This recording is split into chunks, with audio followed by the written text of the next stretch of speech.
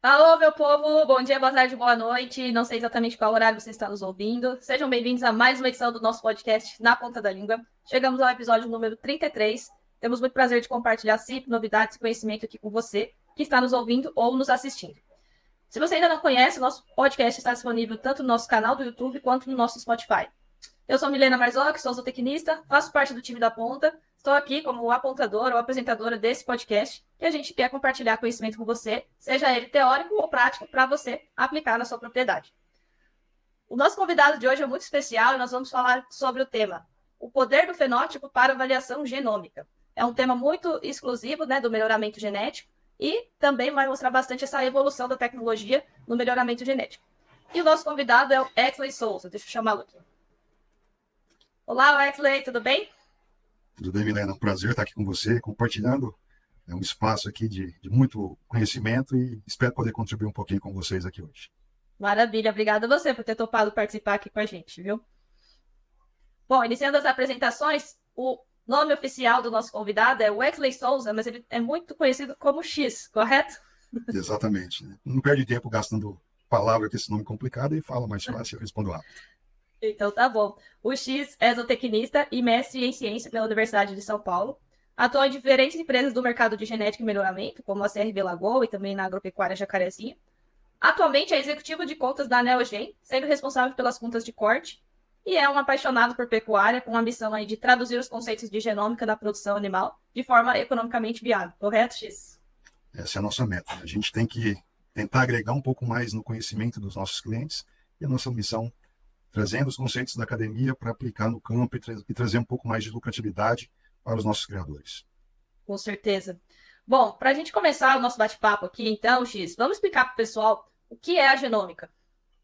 Perfeito. A genômica é uma ciência que evoluiu a partir das demandas do melhoramento genético. Então, o melhoramento, ao longo dos anos, ele veio sendo aplicado, desde 1800, aplicando na seleção dos animais, escolhendo, fazendo acasalamento, considerando dados de desempenho, dados de pedigree, e ao longo do tempo isso foi evoluindo. Né? A partir da década de 1930, aproximadamente, a teoria é montada em relação aos conceitos do melhoramento genético que a gente chama de moderno. A partir dali, até a década de 70, muito avanço foi desenvolvido.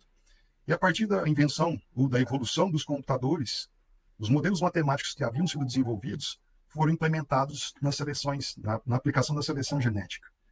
E aí, a descoberta do DNA nesse paralelo, né, permitiu a gente começar a identificar alguns tipos de marcadores moleculares, ou seja, estruturas que estão dentro do DNA na célula dos indivíduos, e isso permitiu esse avanço no conhecimento tanto da computação quanto das ciências biológicas, né, das ciências moleculares, permitiu a gente chegar a conhecer um pouco mais dessa estrutura que é o DNA.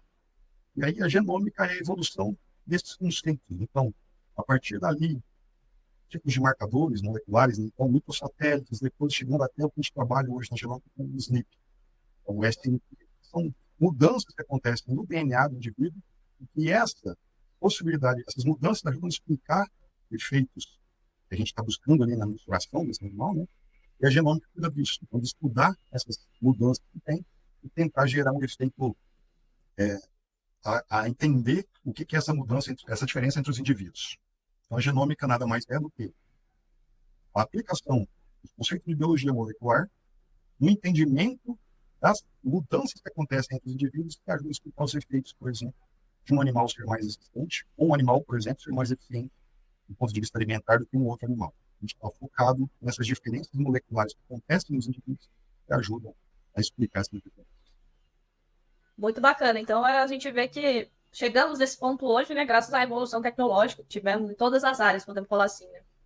Exatamente. Né? Então, para mim é um motivo de alegria fazer esse podcast com a equipe da Ponta, porque na essência da genômica e na essência da Ponta, o que importa é a coleta de dados de qualidade. E a gente só chegou com o avanço da genômica que temos hoje por conta desse longo processo de acumulação de dados, de informações relevantes que foram sendo incorporadas nos bancos de dados, e esse processo permitiu a gente ter um grande volume de informações que a gente chama fenotípicas, né? São aquelas que a gente coleta nos animais e que representam as características que a gente está interessado, E por conta dessa concentração de dados e esse desenvolvimento em paralelo das tecnologias moleculares, a gente consegue juntar e gerar esse universo maravilhoso hoje que a gente está vivendo, que é essa seleção genômica que a gente chama, né? Maravilha, né? Então, realmente, né, são diversos setores, né, que fazem parte. E, para quem não sabe, o melhoramento genético precisa de uma base de dados robusta de todas as informações possíveis, né? Essa é a base do melhoramento, né? Então, se eu não tiver informação, identificação do indivíduo, primeiramente, com coleta de informações acerca daquele indivíduo, eu não consigo fazer, né, o exercício do melhoramento, que é a comparação dos indivíduos. Então, se eu não tenho um banco de dados com qualidade que inicia na coleta, na identificação correta do animal e coleta desse dado, eu não consigo fazer uma seleção genética e muito menos uma seleção genômica desses indivíduos. Com certeza. Bom, sabendo disso, então, X, vamos explicar aí na prática, para quem está nos ouvindo, como que é feito esse teste genômico? Aí eu sei que tem que fazer uma retirada dos pelos do animal, né, para mandar para análise. Qual que é a teoria e a prática completa? Vamos falar assim. Perfeito. Para a gente conseguir gerar o que a gente chama o output, né, o resultado da genômica, é o genótipo. Esse genótipo, fazendo uma alusão livre aqui, seria como se fosse um Excel com várias mil linhas. Então, por exemplo, se a gente está olhando para um zebuíno, são 50 mil linhas. Se a gente está olhando para um taurino, são 100 mil linhas, nos chips comerciais que a gente roda aqui no Brasil. Então, cada linha dessa é um marcador. Para mim conseguir gerar esse arquivo, eu preciso ter uma amostra biológica. Que aí pode ser uma amostra de sangue, pode ser uma amostra de suave, né, aquela que a gente fez na Covid, aquele período. Ali eu consigo gerar um pouco de DNA, e isso também é possível. Isso é muito comum para cães e gatos, por exemplo. Uma amostra de pelo, que é o que a gente mais trabalha aqui no Brasil, ou uma amostra de tecido. Então, qualquer amostra biológica que eu consiga extrair DNA, eu consigo gerar essa leitura do DNA e, consequentemente, chegar ao genótipo, que é o foco nosso, que a partir desse genótipo, tendo uma base de dados, a gente consegue interpretar cada uma dessas linhas e gerar o resultado final. Mas, para isso, eu preciso ir lá no campo, ter um animal bem identificado, então tem que ter uma identificação única para esse animal, para ele não se perder ao longo do processo ou gerar confundimento entre esses animais. Então, identificação única. Eu coleto uma amostra com o maior cuidado possível para não haver contaminação por fezes, por urina.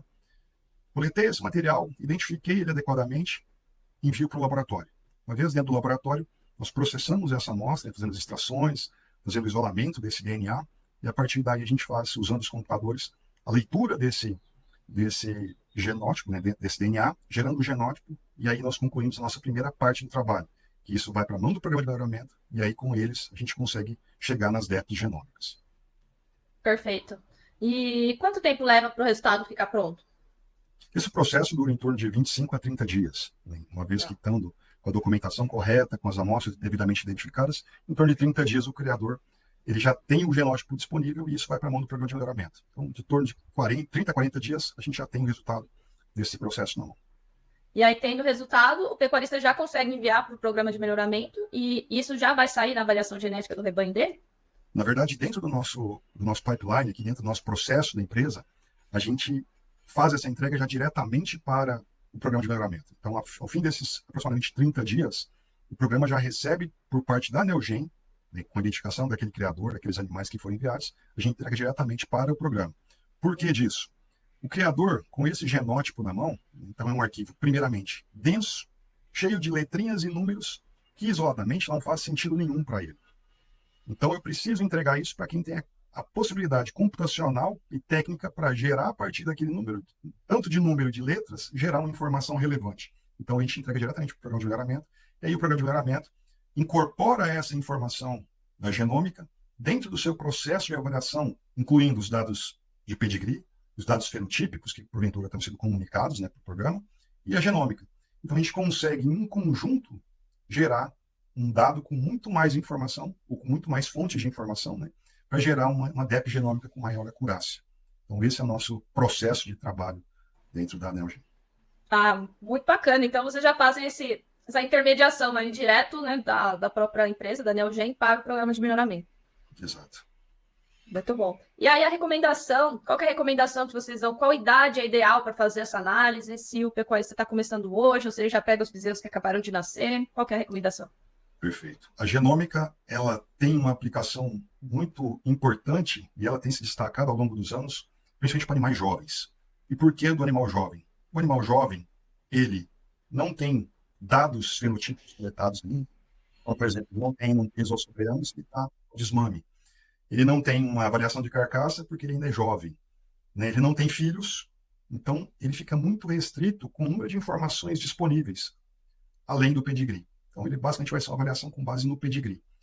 Quando eu tenho a informação da genômica, para esse animal jovem, então eu estou falando de animal jovem, pode ser aquele que acabou de nascer, então, ele acabou de nascer, você vai fazer os cuidados ali de cura de umbigo, a identificação, você já pode coletar a amostra a partir daquele momento ali. Ou, por exemplo, a desmama, é um bom momento também. Então, eu consigo, para esse animal muito jovem, e olhando principalmente para as fêmeas, que são os indivíduos que possuem menos possibilidade de ter mais informação ao longo da sua vida, porque vai ter no máximo 5, 6 partes dentro de uma fazenda. Então, a genômica ela se aplica muito bem para os animais jovens e principalmente para avaliar ou identificar o potencial genético das fêmeas. Então, o nosso grande foco hoje tem sido aumentar o número de fêmeas genotipadas, porque essa informação, entrando dentro do programa de avaliação, eu consigo ter um nível maior de acurácia, ou seja, maior assertividade naquela fêmea, e com base nessa informação, eu consigo tomar a decisão de seleção desse indivíduo. Se ela está abaixo de um padrão que eu esperava, eu descarto ela, ou redireciono ela dentro do meu programa dentro do meu sistema de produção. Se ela está dentro do padrão que eu espero, ela pode virar uma vaca reprodutora, né, uma fêmea de campo. Ou se ela tem uma performance além do que eu espero, eu posso fazer dessa fêmea uma doadora. Hoje a gente tem vários programas aí, vários projetos, avaliando fêmeas e colocando, aspirando elas em idade muito precoce. E isso só é possível, né, com base a gente fazendo genômica. Então, a genômica permite a gente poder gerar uma avaliação genética de qualidade para esse animal e tomar as melhores decisões. Então, o foco da gente na genômica é gerar uma tomada de decisão com maior segurança daquele que vai tomar essa decisão, principalmente para animais jovens. Muito bacana, viu, X? Porque isso aí nos mostra, né, que a genotipagem de animais jovens ela é até mais importante, né? Porque a gente não precisa esperar, né, que ele tenha filhos, que ele tenha a sua progenie comprovado também, né, que a gente também tem que ter isso. E, como a gente sempre fala aqui, a importância também de identificar e selecionar fêmeas, né, em todas as características que a gente deseja. Exatamente, né? A gente sempre volta naquele ponto que tempo é dinheiro. Então, se eu estou olhando para um animal jovem, eu tenho uma expectativa em relação a ele. Eu vou estar investindo tempo, dinheiro, recursos, né, de um modo geral, pasto, cerca, equipe, nesse animal. Ele pode chegar, pensando em reprodução, ele vai falhar, por exemplo, na primeira desafio dele. Então, se a gente consegue já tomar essa decisão, saber desse potencial, tomar a decisão antes, nós estamos fazendo uma economia em escala gigantesca. Então, por isso, a importância e do impacto que a genômica gera dentro dos rebanhos que ela é aplicada. Com certeza. O importante é que eu acho que cada evolução que a gente dá, cada passo que a gente dá, a gente está sempre potencializando, diminuindo o tempo, melhorando a produtividade, né? Então, nós aqui, como zootecnistas, acho que esse é o nosso objetivo, né? Quando a gente fala de produção animal. E aí, X, quando a gente fala dos marcadores moleculares, a gente tem de diferentes raças, né? A gente tem das raças taurinas e temos das raças zebuínas. Eu queria saber se os marcadores dos animais taurinos são os mesmos utilizados nos zebuínos? No começo das pesquisas, quando eu estava no desenvolvimento, né, das ferramentas que a gente entende como genômica, os grandes centros de pesquisa trabalhavam sempre com o modelo de animais taurinos. Então, a base, a teoria foi desenvolvida em cima dos marcadores, a identificação dos marcadores sempre com animais taurinos, olhando principalmente para holandês e para Angus, né? Com base nisso, a gente começou o processo de aplicação da seleção genômica, seja dentro dos programas de treinamento ou com os testes genômicos, né, que a gente ainda tem no mercado, né, a gente também comercializa testes genômicos. O início desses testes genômicos foi usando marcadores taurinos para animais zebuínos. E aí, ao longo do processo, a gente começou a verificar que eles não eram necessariamente os mesmos, né? Então, alguns marcadores, eles são comuns, sim, mas tem várias especificidades entre os grupamentos raciais, né? Então, os marcadores que eu vou trabalhar com os animais taurinos em relação aos animais zebuínos, pode surgir um set diferente de marcadores. Então, por exemplo, nós hoje trabalhamos com 2 painéis distintos, um desenhado especificamente para as raças zebuínas, com foco principal no mercado nacional, né, que é majoritariamente raças zebuínas, e também trabalhamos com um painel de marcadores para raças taurinas. Então, o objetivo dessa separação é buscar, ao longo desse processo, capturar o melhor possível daquela informação que a gente está buscando. E quando eu desenho o chip, né, o que a gente chama de a plataforma, o painel, a gente está buscando aqueles marcadores que vão estar capturando o maior nível possível de informação dentro daquele rebanho que ele está sendo testado. Então, quando a gente faz o desenho para criar esse produto, a gente tem que considerar as várias raças desse grupamento racial que vai ser avaliada. E isso vai permitir a gente chegar com um nível de acurácia maior na leitura de cada um desses marcadores e, consequentemente, no final do processo, quando eu for gerar a DEP, essa DEP ela vai ter uma qualidade maior, porque ao longo do processo eu consegui capturar melhor cada um daqueles marcadores que estão relacionados às características que a gente está interessado. É importante só pontuar que as características que a gente está buscando quando a gente faz uma avaliação, por exemplo, ganho de peso, eficiência alimentar, características de carcaça, fertilidade, são vários pontos dentro do DNA desse animal, né, vamos dizer assim, que é responsável cada pontinho por um pedacinho do volume final lá, que é aquela amostra, que é aquela característica. Então, se eu estou falando que o animal tem mais 5 quilos de peso ao desmame, quer dizer que tem várias regiõezinhas dentro do DNA dele que estão contribuindo para compor esses 5 quilos. Então, quanto mais próximo eu tiver para capturar essa informação, maior vai ser a qualidade que eu vou estar gerando ali naquela DEP. Então, essa é a importância do desenho desse chip ser dimensionado para os grupamentos raciais específicos que ele vai ser trabalhado. Perfeito. E quantos marcadores já temos hoje identificados na raça Nelore? A gente tem milhões, né? Antes a gente começou com a seleção assistida por marcadores com poucos, centenas, isso evoluiu para milhares, milhões, e hoje a gente fala também em sequenciamento já completo, né, de DNA, do genoma dos indivíduos, que a gente pode estar falando aí de milhões ou até bilhões de pares de base, de marcadores. Então depende muito do objetivo que a gente está trabalhando, a gente vai começar a definir o número de marcadores para cada uma das características, né? Então, se eu estou falando numa aplicação comercial, né, para atender os programas de melhoramento aqui no Brasil, nós estamos falando ali entre 50 e 100 mil marcadores. Se eu vou para um nível de pesquisa, eu posso chegar em 700, 500 a 700 mil marcadores, que é o que a gente chama de alta densidade. Se eu parto para um nível de sequenciamento, eu estou falando de milhões de marcadores. Então, quanto maior o número de marcadores, maior é a captura da informação, só que, ao mesmo tempo, maior é a complexidade também de eu interpretar e tentar separar o que é informação e o que é ruído.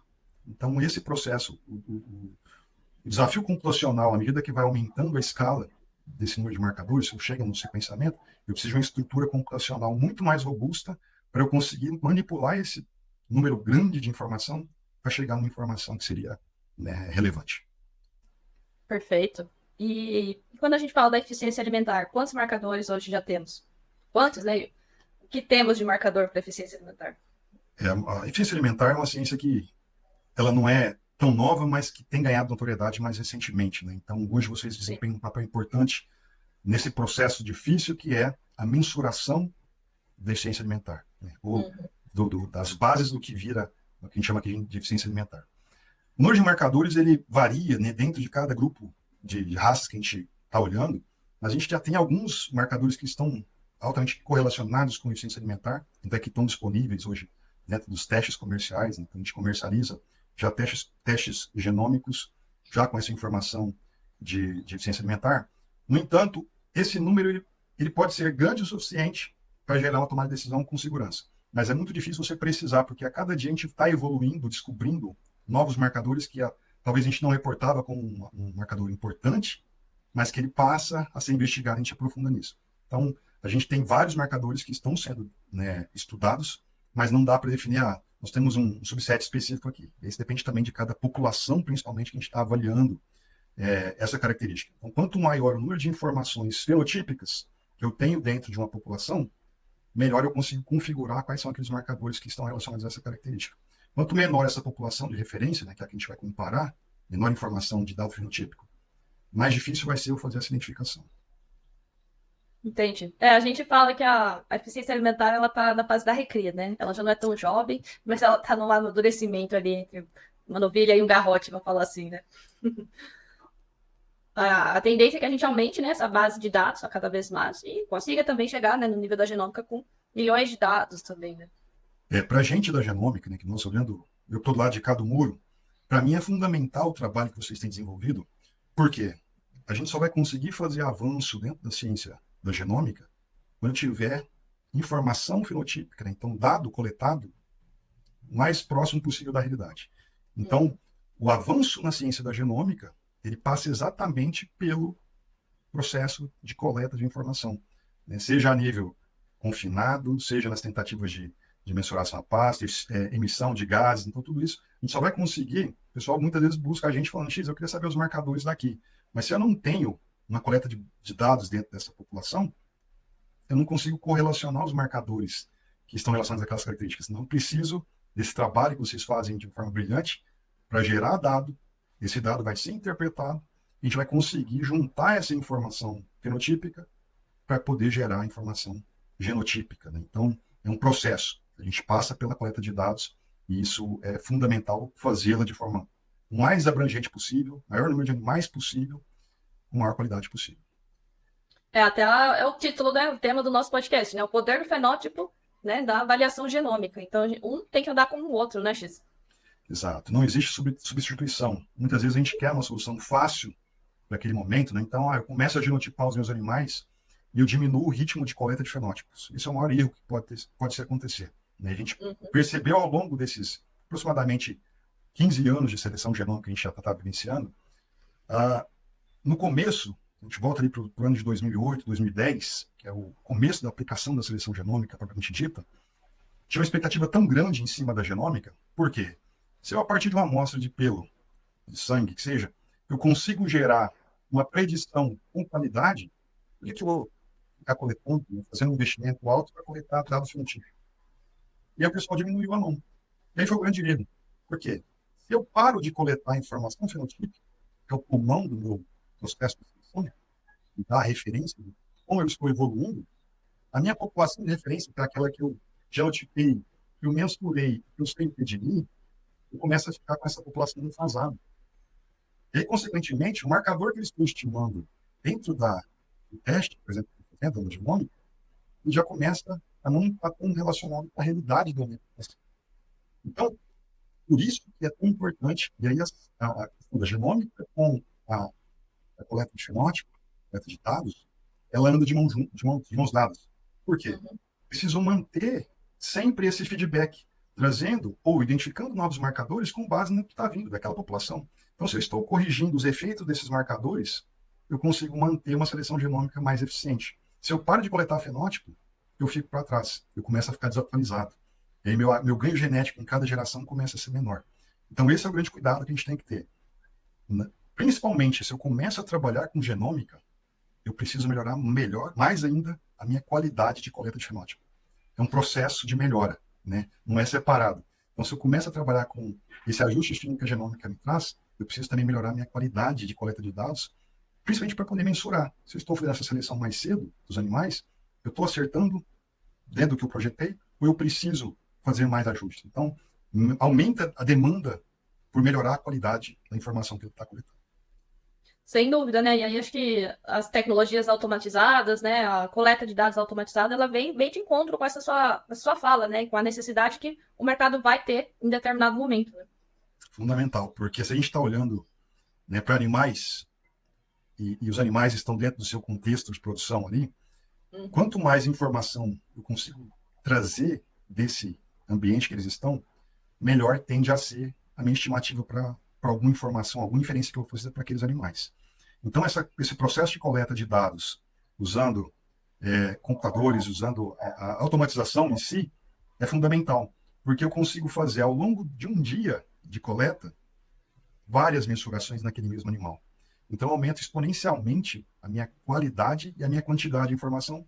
Eu consigo fazer um filtro nesse e gerar uma tomada de decisão com mais qualidade. Então, esse processo de desenvolvimento da avaliação genética, do melhoramento genético em si, passa por cada vez mais a gente usar a automatização, né, dos processos de avaliação, de tomada de dados desses animais com mais frequência. Perfeito.